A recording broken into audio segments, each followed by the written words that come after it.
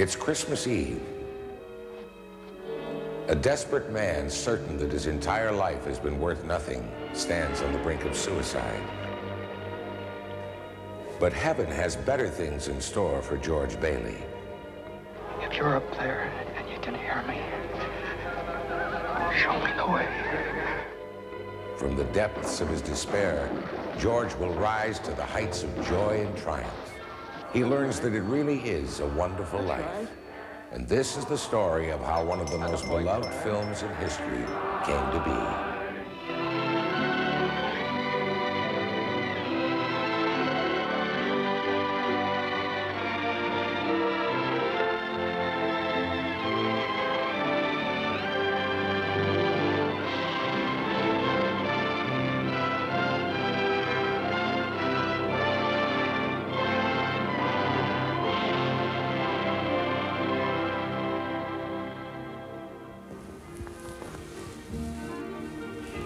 Director Frank Capra once called It's a Wonderful Life the favorite of all of his great films. And it's one of my favorites, too. Hello, I'm Tom Bosley. It seems like everyone who's laughed and cried through this classic movie feels just about the same way. In fact, for most of us, watching It's a Wonderful Life has become as much a part of Christmas as trimming the tree and exchanging presents. The film is full of delightful images of an America gone by. It's a timeless story that continues to win the hearts of each new generation that discovers it. Surprisingly, It's a Wonderful Life began as a Christmas card. In 1943, writer Philip Van Doren Stern wrote a short story which he called The Greatest Gift.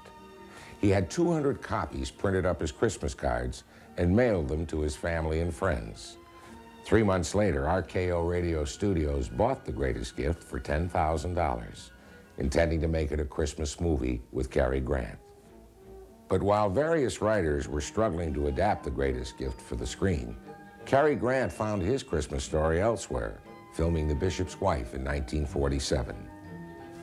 Meanwhile, 3 different scripts were written for The Greatest Gift. The scripts were all interesting tries, but none of them made the grade. So The Greatest Gift gathered dust on the shelf at RKO. Until director Frank Capra came along. Capra read The Greatest Gift and saw its potential immediately.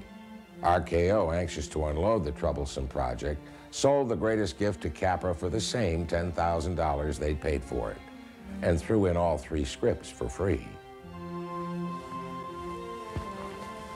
Frank Capra was one of the most successful directors of the 1930s and had directed such classics as It Happened One Night, Mr. Smith Goes to Washington, and You Can't Take It With You. He was very popular with audiences, but critics often called his enjoyable, optimistic films Capricorn. Capra didn't mind, though. He felt that making positive statements through his movies was very important. That's a great film. I love that film. It's my favorite film. And in a sense, it epitomizes everything I'd been trying to do and trying to say in the other films, only does it very dramatically with a very unique story. The importance of the individual is the theme that it tells, and that no man is a failure, and every man has something to do with his life. If he's born to do something. I suppose it'd been better if I'd never been born at all. What'd you say? I said I wish I'd never been born. Wait a minute, that's an idea. What do you think? And this idea is carried out in this unique plot, because a man who thought he was a failure and thought everybody around him would have been better off had he not been born, was given the chance to see how the world around him would have been, his own small little world would have been, had he not been born.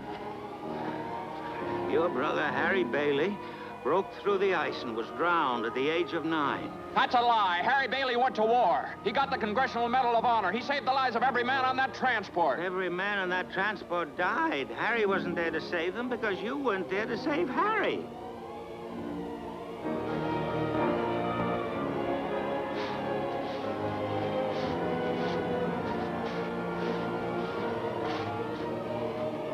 You see, George, you really had a wonderful life.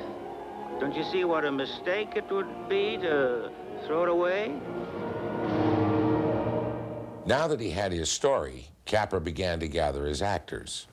Although many of the film's roles would prove difficult to cast, Capra had always had only one George Bailey in mind, James Stewart. As a screen actor, they don't come much more likable than Jimmy Stewart. His characters on screen are honest, direct, and friendly. But Frank Capra saw a darker personality beneath Stewart's all-American charm. He knew that Stewart could not only handle the lighter moments in the film, but that he could also be convincing as a man sinking into bitterness and despair. Frank Capra was the first to see all the facets of this remarkable actor and to reveal them to the world. At about the same time that Stewart agreed to star in the film, Capra changed the title of the film to It's a Wonderful Life. Capra had a motto, one man, one film. It became known as the Capra Touch. He soon began to turn It's a Wonderful Life into a Frank Capra film. He took the best parts from the 3 scripts he had inherited from RKO and started adding ideas of his own. First, he created the Scrooge-like Mr. Potter character. Then he made sure that the town of Bedford Falls was believable, a real place.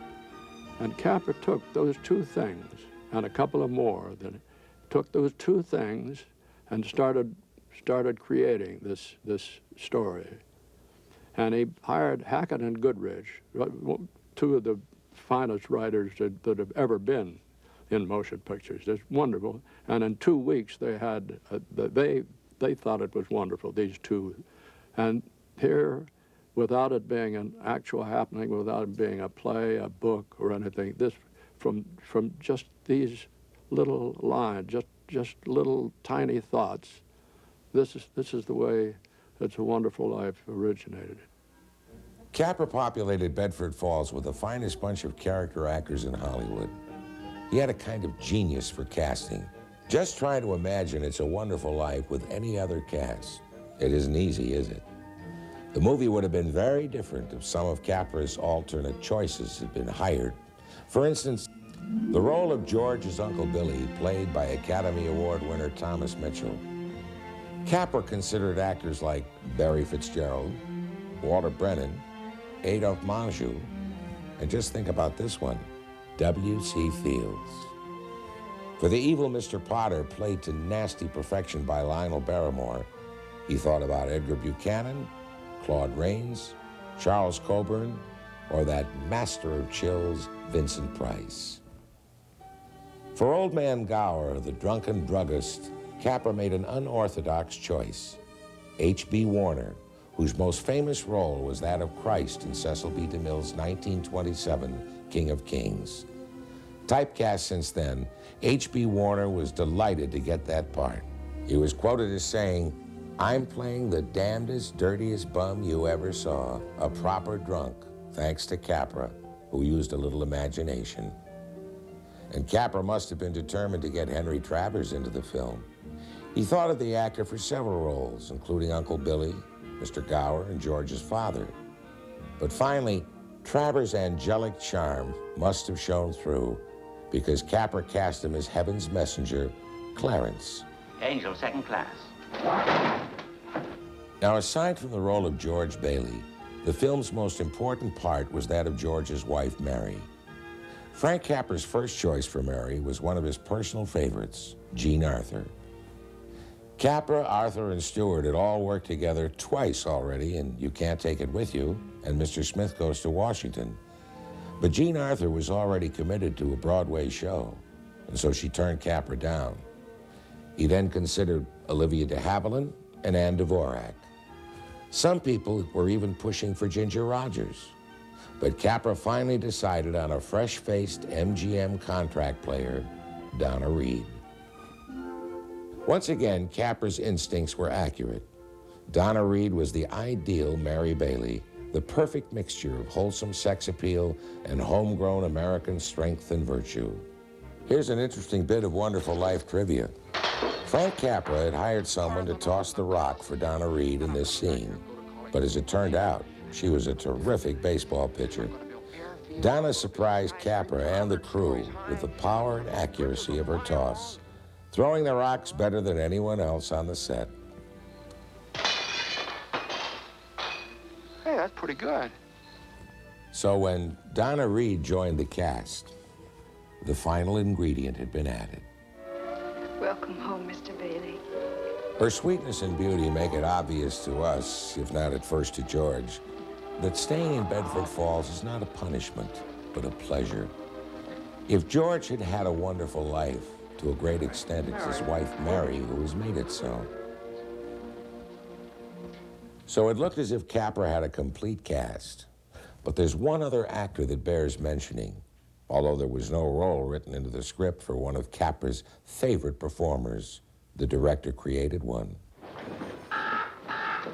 That's right, Jimmy the Raven, who plays Uncle Billy's pet. The Raven made his film debut in Capra's You Can't Take It With You, and subsequently appeared in every Frank Capra feature. It just goes to show that things haven't changed much in Hollywood. It's all in who you know. Good afternoon, Mr. Bailey. Hello, Violet. Hey, you look good. That's some dress you got on there. What? This old thing? Well, I only wear it when I don't care how I look.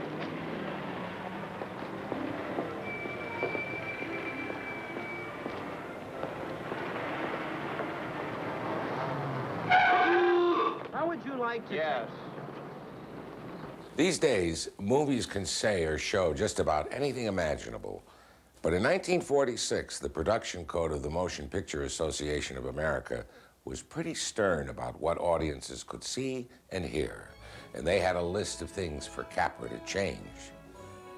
Certain phrases had to go, like nuts to you, and such words as impotent, dang, lousy, and jerk. Thus, the terrible J word was never uttered. However, in one case, Capra did manage to sidestep the production code. It stipulated that criminals had to be punished for their crimes. Well, the horrible Mr. Potter, who drives George to desperation by stealing the building and loans $8,000, never receives his comeuppance. Capra said later that he received more mail about this point over the years than about anything else in the film. Nothing wrong with the books. I've just misplaced $8,000. I can't find it anywhere. You misplaced $8,000. Yes, sir. Look at you. Miserable little clerk crawling in here on your hands and knees and begging for help. No securities, no stocks, no bonds, nothing but a miserable little $500 equity in a life insurance policy. You're worth more dead than alive. I'm going to swear out a warrant for your arrest. Misappropriation of funds, manipulation, malfeasance. All right, George, go ahead. Go. You can't hide in a little town like this. Well, that little town is Bedford Falls, the pretty little place where George Bailey lives his wonderful life. It becomes so familiar to us over the course of the film that it begins to seem like a real place. Bedford Falls was, in fact, a set built on the RKO Ranch in Encino, California. It was one of the longest sets ever constructed for an American movie. The main street was 300 yards long, 3 city blocks with a tree-lined center parkway, 75 stores and buildings, a bank with a marble front, a post office, and a library. The set was built in 3 separate sections, and when it was put together, it covered 4 acres. 20 full-grown oaks were transplanted on the set. Frank Capra claimed that he loved weather, especially movie weather. When he directed Lost Horizon in 1936, he actually had sets built inside a large ice house so that the actor's breath would show. Obviously, the Bedford Falls set was too large to refrigerate, so for the wintry scenes, something else had to be done. Movie snow at that time was usually made of cornflakes, painted white. The falling flakes looked like snow, but the loud crunch made it impossible to record dialogue. Capra wanted something better, quieter. The special effects crew came to the rescue.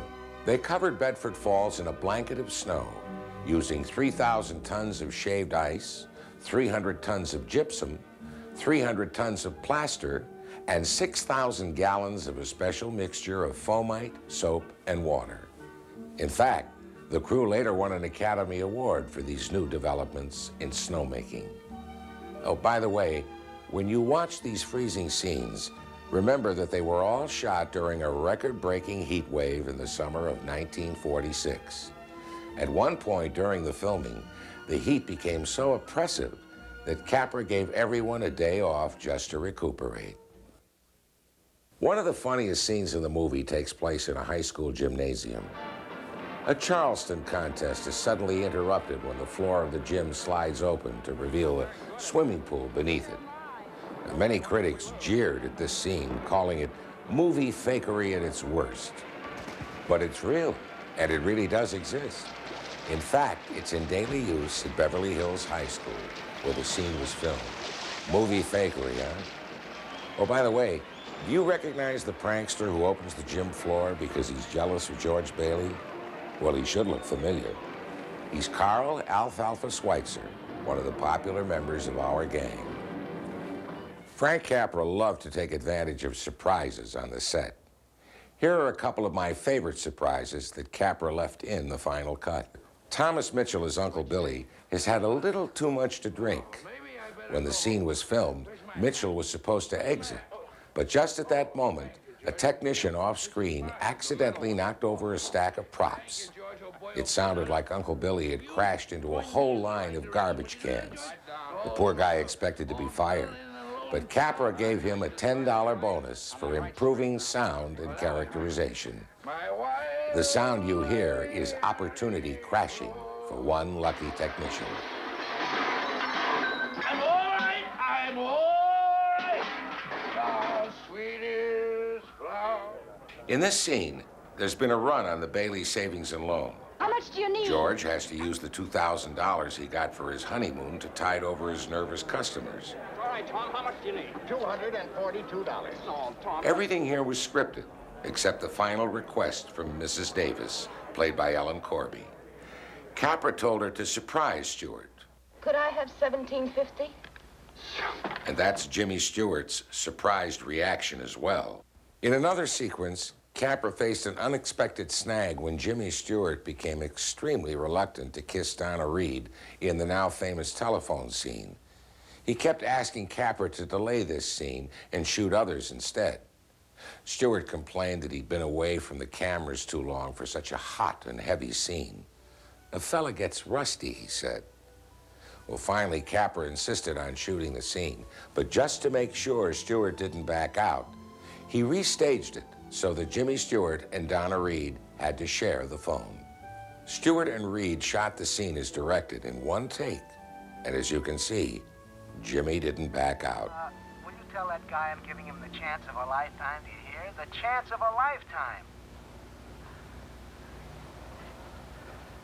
He says it's the chance of a lifetime. Now, you listen to me. I don't want any plastics, and I don't want any ground floors, and I don't want to get married ever to anyone. You understand that? I want to do what I want to do. And you're... George.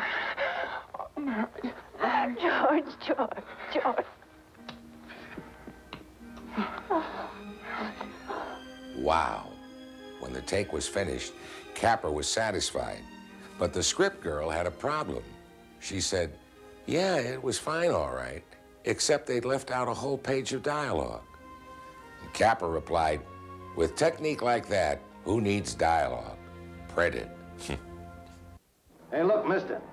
We serve hard drinks in here for men who want to get drunk fast, and we don't need any characters around to give the joint atmosphere. Is that clear? It'll have to slip you my lip for a convincer. Sheldon Leonard, one of the movie's most memorable bad guys, has his own memories of It's a Wonderful Life. Capra was the master of the use of sentiment. And since I was a little corny myself and believed that that was, like garlic, one of the great ingredients for flavoring a story, if not overused like garlic, I respected him as the master. Would you show these gentlemen to the door? Sure. This way, gentlemen. This was Jimmy Stewart's first picture after the Army, and it was a test for him. He, I think, felt a little insecure about his technique at that time because it had been years since he had stood in front of a camera. And it was interesting to watch him regain his confidence and take control. This is one of the wonderful things about the picture, I think. The scene at the end of the picture, this is after it's a different place, and nobody knows me and everything, right? But I stop for a minute and I say, God, I'm not a praying man, but please bring me back. Please bring me back. I want to live again. I want to live again. Please, God, let me live again. The film premiered at New York's Globe Theater on December 20th, 1946. It's hard to believe, but the film was not really the hit that Capra and RKO thought it would be. It's a Wonderful Life was nominated for several Academy Awards, but didn't win any. Within a few months, It's a Wonderful Life was old news. Capra, Stewart, and everyone else involved moved on to other projects, and the film would retire into obscurity, waiting to be rediscovered by future generations. It's a Wonderful Life would eventually be saved by those who recognized its true worth. To my big brother, George, the richest man in town. Like George Bailey, we might wonder what the world would have been like without It's a Wonderful Life. It's a Wonderful Life is indeed a wonderful film. Capricorn? Absolutely. And what, I ask you, could be better than that?